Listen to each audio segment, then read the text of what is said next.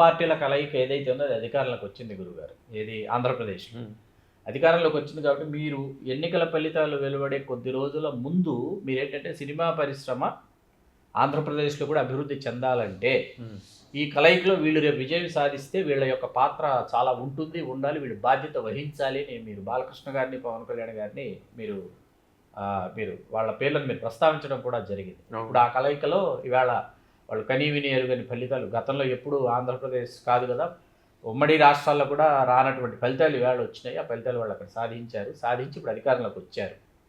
వచ్చిన నేపథ్యంలో ఇప్పుడు ఇక్కడ ఒకప్పుడు తమిళనాడులో ఉంది కాబట్టి భాష మనకు అక్కడ ప్రధానమైన సమస్య, అట్లాగే ఆత్మాభిమానం సమస్య కూడా తలెత్తి అక్కినేని నాగేశ్వరరావు గారితో మొదలయ్యి తెలుగు నేల మీద హైదరాబాద్ మీదకి, ఆ తర్వాత దాసనారాయణరావు గారు వరుసగా వీళ్ళందరూ పరిశ్రమను ఇక్కడికి తరలించారు. ఇక్కడ ఇవాళ తెలంగాణ, మనం తెలుగు రాష్ట్రాలుగా విడిపోయినా తెలంగాణలో కూడా మనం తెలుగు మాట్లాడుతున్నటువంటి వాళ్ళం. అట్లాగే ఆంధ్రప్రదేశ్కు చెందినటువంటి దాదాపుగా అన్ని జిల్లాల వాళ్ళు, మరీ ముఖ్యంగా ఉభయ గోదావరి, గుంటూరు, కృష్ణా జిల్లాల వాళ్ళు అత్యధిక శాతం మనకి ఇవాళ హైదరాబాద్లోనే వాళ్ళ జీవికను వాళ్ళు కొనసాగిస్తున్న పరిస్థితుల్లో పరిశ్రమ ఇక్కడి నుంచి ఆంధ్రప్రదేశ్కి తరలి రావాలి అనేటటువంటి ఒక మాట మీరు ప్రయోగించారు. వీటిని మొత్తంగా మీరు దీన్ని విశ్లేషిస్తారు? మాటని ప్రయోగించడం కాదు, అది ఉద్యమంలా చేయాలని అంట. అది ఉద్యమమే. ఎందుకనంటే ఆంధ్రప్రదేశ్లో నుంచి వచ్చేటువంటి సినిమా రెవెన్యూలో 60% ఇక్కడికి వస్తుందండి, హైదరాబాద్. అంతే కదా మరి. వీళ్ళకి వచ్చే కలెక్షన్లలో మొత్తం 100% వచ్చే కలెక్షన్లో 60% ఆంధ్రప్రదేశ్ నుంచి వస్తుంది. అట్లాగే 5 కోట్ల మంది వీళ్ళకి అభిమానులు అక్కడ. ఆ వాళ్ళు ఓట్లు వేస్తేనే ఇప్పుడు వీళ్ళు అధికారంలో కూడా వచ్చారు. ఇటు పవన్ కళ్యాణ్ గారు కానీ, ఈయన ఇప్పుడు ఉప ముఖ్యమంత్రి 5 శాఖలకి ఇప్పుడు ఈయన ప్రాతినిధ్యం వహిస్తున్నారు. ఆయన 3వ సారి కూడా ఆయన బాలకృష్ణ గారు చేశారు. ఇద్దరు పెద్ద హీరోలు. వీళ్ళు అక్కడ షూటింగ్లు చేద్దామంటే ఏ నిర్మాత వద్దంటాడు, ఏ దర్శకుడు వద్దంటాడు. వీళ్ళు తాము పుట్టినటువంటి ఆంధ్రప్రదేశ్లో ఇక్కడి నుంచి విడిపోయి ఇప్పుడు అక్కడ దిక్కు దివాణం లేకుండా పరిశ్రమలు ఎవరు పెడతారా అని ఎదురు చూస్తున్నటువంటి సమయంలో ఈ పరిశ్రమని 50% ఉన్నా సరే షూటింగ్లు అక్కడ జరిగేలాగా చూడవలసినటువంటి బాధ్యత వీళ్ళిద్దరి సినిమాలే కాకుండా మిగతా సినిమా నిర్మాతలకి వాళ్ళకి కూడా చెప్పి వీళ్ళు పిలుపునిచ్చి వీళ్ళు ఇక్కడ ఇండస్ట్రీలో జరిగేటువంటి షూటింగులు 50% ఆంధ్రప్రదేశ్లో జరిగేలాగా చూడవలసిన బాధ్యత వాళ్ళదండి. అది లేకపోతే ఏం చేసినట్టు ఆంధ్రప్రదేశ్కి? ఇప్పటివరకు మీరు జగన్మోహన్ రెడ్డి గారిని విమర్శించారు, ఏం తెచ్చారు మీరు అభివృద్ధి అని. మీరున్నటువంటి పరిశ్రమ మీరు ఇప్పుడు గెలిచి ఉప ముఖ్యమంత్రి స్థాయికి వెళ్ళారు. 5 శాఖలు మీ చేతుల్లో ఉన్నాయి. అంటే పంచముఖ ఆంజనేయ స్వామి స్వరూపం ఇప్పుడు ఆయన పవన్ కళ్యాణ్. ఏమంటే పంచముఖ ఆంజనేయ స్వామి లాగా 5 శాఖల్ని మీరు శాసిస్తున్నారు.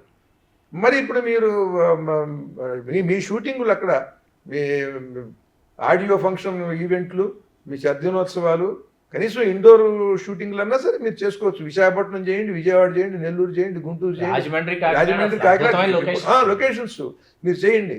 చేస్తే ఏమవుతుందనంటే దీనివల్ల భాషా సంస్కృతులకు కూడా చాలా అద్భుతమైనటువంటి వికాసం ఉంటుంది. కారణం ఏమిటంటే చెప్తాను, మీకు సమయం ఎంత ఉంది? కావాల్సినంత సమయం. సరే అయితే చెప్తాను మీకు. ఇది చాలా కీలకం అండి, ఇది వినండి. పంచముఖ ఆంజనేయ స్వామిలాగా పవన్ కళ్యాణ్ గారు 5 శాఖల్ని తీసుకుని ఇవాళ ఒక అనూహ్యమైనటువంటి విజయంతో ఆయన రాజకీయ రంగంలో ఇప్పుడు స్థిరపడ్డారు. 5 ఏళ్ల వరకు ఏమీ తిరుగులేదు. ఈ 5 ఏళ్లలో సినిమా పరిశ్రమ అద్భుతంగా ఆంధ్రప్రదేశ్లో వేళ్ళూనుకులేలుగా చేయాల్సిన బాధ్యత పవన్ కళ్యాణ్ గారిది, బాలకృష్ణ గారిది. ఎందుకంటే 60% రెవెన్యూ సినిమా పరిశ్రమకి ఆంధ్రప్రదేశ్లోంచి వస్తుంది. 5 కోట్ల మంది జేజేలు పలుకుతున్నారు. 1 కోటి మంది మీ పాటకి వ్యూస్ ఉంటే 60 లక్షల మంది అక్కడి నుంచే దాదాపు చూస్తున్నవాళ్ళు. మరి పైగా అది వెనకబడి ఉన్నది, అభివృద్ధి లేదు. మీరేం చేశారు అభివృద్ధి అని ఇన్నాళ్ళు మీరు ప్రతిపక్షాన్ని అడిగారు జగన్మోహన్ రెడ్డి గారిని. మీరు చేయవలసిన బాధ్యత ఉంది, మీకు నైతికమైనటువంటి బాధ్యత ఇప్పుడు ప్రధానంగా ఉన్నది. కనుక దీని మీద వెంటనే చర్య తీసుకుని మీరు మాత్రమే చేయటం కాకుండా మీ తర్వాత చేసే నిర్మాతలు, ఏదో చిన్న చిన్న సినిమాలు చేస్తుంటారు కదా, ఇంతకుముందు చేసిన నిర్మాతలు, దర్శకులు అందరికీ పిలుపునిచ్చి అందరినీ రప్పించి మీరు చేయవలసినటువంటి బాధ్యత ఉంది. దీనికి నేను కూడా ఒక సూచన ఇస్తాను తప్పకుండా. ఏమిటంటే ఇక్కడి నుంచి ఇప్పటికిప్పుడు మేము విశాఖపట్నం వెళ్ళాలంటే చాలా ఖర్చు అవుతుంది, ఇప్పుడు అక్కడ ఏమీ లేవు, ఇవి లేవు అని రకరకాలుగా అంటారు కదా. ఆ, గరికపాడు అని ఉంది కదా ఇక్కడ, మన ఆంధ్రప్రదేశ్ వెడుతుంటే, మనకి విజయవాడ వెడుతుంటే ఆంధ్ర బార్డర్ దగ్గరే గరికపాడు ఉంటుంది. ఈ గరికపాడు ప్రాంతంలో చాలా ల్యాండ్స్ ఉన్నాయండి, గవర్నమెంట్ ల్యాండ్స్ కూడా బోల్డ్ ఉన్నాయి. ఒక 100 ఎకరాల్లో సినిమా స్టూడియో పెట్టమంటా నేను అక్కడ సినిమా స్టూడియో పెట్టేసి ఈ ఫ్లోర్స్ ఇవన్నీ వేయటం ఎంత, వీళ్ళు 6 నెలల్లో తేలిగ్గా వేస్తారు. ఇవాళ ఉన్న దీనికి స్టూడియో కడుతూ ఉంటారు, ఫ్లోర్స్ అవి వేసేసి చేసుకోవచ్చు. 2 గంటల్లో రామోజీ ఫిలిం సిటీ నుంచి వెళ్ళిపోవచ్చు అండి. ఎల్బీ నగర్ స్టేడియం నుంచి 2 గంటల్లో వెళ్ళిపోతారు అక్కడికి, అంతే. 2 గంటలు. ఇప్పుడు ఇక్కడి నుంచి కొండారెడ్డి బురుజు వెళ్ళాలంటే కర్నూలుకి 2.5 గంటలు పడుతుంది, ఇంకా ఎక్కువ పడుతుంది కదా. మరి దానికన్నా తక్కువ కదా ఇది. ఇక్కడ షూటింగ్ చేసుకుని రామోజీ ఫిలిం సిటీలో ఇక్కడి నుంచి 2 గంటల్లో మీరు అక్కడికి వెళ్ళిపోవచ్చు. అక్కడ షూటింగ్ చేసుకుంటే మీకు ఆంధ్రాలో చేసినట్టు అవుతుంది. ఆంధ్ర టెక్నీషియన్స్కి, ఆంధ్ర ఆర్టిస్టులకి కూడా మీరు అక్కడ అవకాశాలు ఇచ్చిన వాళ్ళు అవుతారు. దీంట్లో ఒక గొప్ప అవకాశం ఏంటంటే, మనకి కోదాడకి 12 కిలోమీటర్ల దూరంలో గరికపాడు ఉంది, గరికపాడికి 12 కిలోమీటర్ల దూరంలో జగ్గయ్యపేట ఉంది, ఈ కోదాడికి 35 కిలోమీటర్ల దూరంలో ఖమ్మం ఉంది. ఈ ఖమ్మము, కోదాడ, జగ్గయ్యపేట ఈ 3 కూడా ట్రయాంగిల్ సిటీ అయిపోతుందండి. ఇక్కడ కనుక ఒక పరిశ్రమ కనుక సినిమా హబ్ వచ్చిందండి. దీనికి నేనేమంటానంటే, ఇక్కడ ఒక ఫిల్మ్ ఇన్స్టిట్యూట్ కూడా పెట్టండి. పూనా ఫిల్మ్ ఇన్స్టిట్యూట్ చూడండి, ఒక 34 ఎకరాల్లో ఉంటుంది సుమారుగా. మీరు వెళ్ళి చూసారా? తెలిసిన నేను కూడా ఈ మధ్యనే వెళ్ళి చూశాను.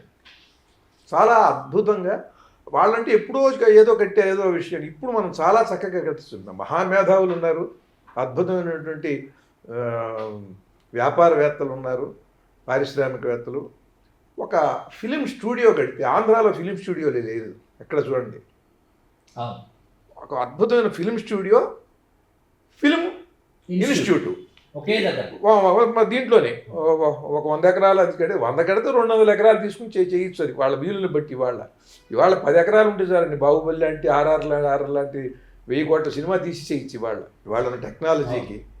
అలా వాళ్ళు అక్కడ ఒక స్టూడియో, ఫిలిం ఇన్స్టిట్యూట్ పెట్టేస్తే, ఈ ఫిలిం ఇన్స్టిట్యూట్లో బీసీలు, ఎస్సీలు, ఎస్టీలు వాళ్ళకి ఎక్కువ అవకాశం ఇచ్చి వాళ్ళని చేర్చుకుని, వాళ్ళల్లో రత్నాలు లాంటి వాళ్ళని సానబెట్టి ఆ నటీనటులను కూడా తీసుకొచ్చారనుకోండి, ఇంకా అద్భుతంగా ఆంధ్రలో ఉన్నటువంటి వాళ్ళకి అవకాశం, కళాకారులుగా సినిమా పరిశ్రమకి ప్రోత్సహించే అవకాశం ఇచ్చినట్టు అవుతుంది. దీంట్లో ఇక్కడ ఐటీకి సంబంధించి ఇక్కడ ఏదైనా బ్రాంచ్ పెట్టాలంటే, ఇప్పుడు గచ్చిబౌలిలో దాంట్లో కాస్ట్ పెరుగుతుంది. దీని బ్రాంచ్లు ఏమన్నా పెట్టాలంటే కూడా అక్కడే పెట్టారనుకోండి, ఆ గరికపాడు ఆ ప్రాంతంలో. ఖమ్మం నుంచి వచ్చి గచ్చిబౌలిలో ఉద్యోగం చేసుకోకల్లా అతను అక్కడే చేసుకుంటాడు. నందిగామ నుంచి గచ్చిబౌలికి రావక్కర్లా, విజయవాడ నుంచి గచ్చిబౌలి రావక్కర్లా, అక్కడికి వచ్చేసి చేసుకుంటాడు. అంటే పొద్దున్నే బయలుదేరి ఒక అరగంటలో బైక్ మీద తన కారులోనే వచ్చేసి చేరిపోతాడు. అంటే ట్రాఫిక్ కూడా తగ్గుతుంది. ఇటు నకరికల్ నుంచి, మిర్యాలగూడ నుంచి, దాదాపు నల్గొండ నుంచి కూడా అటు వెళ్ళటమే దగ్గరండి. ఇంకా నల్గొండ నుంచి గచ్చిబౌలి రావటం కన్నా గచ్చిబౌలి, నల్గొండ, నకరికల్లు, మిర్యాలగూడ, ఈ దాచేపల్లి, గుంటూరు, తెనాలి, విజయవాడ, ఏలూరు, గుడివాడ వాళ్ళందరూ కూడా వచ్చి గచ్చిబౌలి దగ్గర ఇక్కడికి వచ్చేసి చేసుకోవచ్చండి. అలాగే ఆర్టిస్టులు కూడా విజయవాడ నుంచి ఒక గంటం బావులో బైక్ మీద వచ్చేస్తాడండి అక్కడికి. 9ంటికి మీరు కాల్ షీట్ వేస్తే ఆ 7ంటికి ఇంట్లో టిఫిన్ చేసి బయలుదేరాడంటే 8:30 కల్లా ఇక్కడ ఉంటాడు. విజయవాడ నుంచి 2 గంటల లోపల తెనాలి, గుంటూరు నుంచి వచ్చేస్తాడు. 2.5 గంటల్లో 3 గంటల లోపల ఏలూరు నుంచి వస్తాడు, గుడివాడ నుంచి వచ్చేస్తాడు, మచిలీపట్నం నుంచి వస్తాడు. 3 గంటల డిస్టెన్స్లో మొత్తం మీకు అంతా కూడా ఆంధ్రాలో ఉన్న ప్రధానమైనటువంటి కళాకారులు వీళ్ళు వచ్చేస్తారు దాదాపు. కంటే అది పెద్ద వెసులుబాటు ఆంధ్ర కళాకారులకు మీరు చేసేది. రెండవది, తిరుపతి నుంచి హైదరాబాద్ రావటం ఎంత దూరం ఉంటుందో, తిరుపతి నుంచి అటు రావటం కూడా అంతే దూరం ఉంటుంది, సమాన దూరం ఉంటుంది. కనుక మీకు ఒక విజ్ఞాన, విద్యా, కళా నగరం ఏర్పడుతుందండి అక్కడ. ఇటు 12 కిలోమీటర్లు కోదాడ, మళ్ళీ ఇటు 12 కిలోమీటర్లు జగ్గయ్యపేట, ఈ 2 పట్టణాలు. ఈ పట్టణాలు కలిసిపోయి ఇక్కడ ఖమ్మం నగరం, ఈ నగరం ఇవి కలిసిపోయి ఒక అద్భుతమైన, పక్కనే నందిగామ కూడా. నందిగామ ఇవన్నీ కలిసిపోయి చాలా అద్భుతమైనటువంటి నగరం ఏర్పడుతుంది. జాతీయ రహదారి ఉన్నది, మీరేం వేయక్కర్లా. అటు ఖమ్మం నుంచి జాతీయ రైల్వే రహదారి ఉంది, మీరేం వేయక్కర్లా. అన్నీ ఉన్నది అద్భుతంగా. మీకు తెలంగాణ వాళ్ళకి నష్టం లేదు, ఎందుకంటే కోదాడ, సూర్యాపేట ఇటు నుంచి నగరం ఇలా పెరుగుతూ ఆంధ్ర సరిహద్దు వరకు పెరుగుతుంది, విస్తరిస్తుంది. అటు నుంచి నందిగామ, జగ్గయ్యపేట ఇటు నుంచి ఇలా ఇలా ఇది కూడా ఇటువైపుకి వచ్చి విస్తరిస్తుంది. ఖమ్మం నుంచి ఇలా జరుగుతూ ఇటు వస్తుంది. ఇది ఒక పెద్ద నగరంగా ఏర్పడుతుందండి. మీరు పెద్దగా పూనుకోకుండానే ఒక పెద్ద నగరం నిర్మాణం జరుగుతుంది. దానికి ఈ ఆకర్షణీయమైనటువంటి సినిమా పరిశ్రమని అక్కడికి తీసుకెళ్ళాలి. ఎట్టగో తీసుకెళ్ళాలి వీళ్ళు.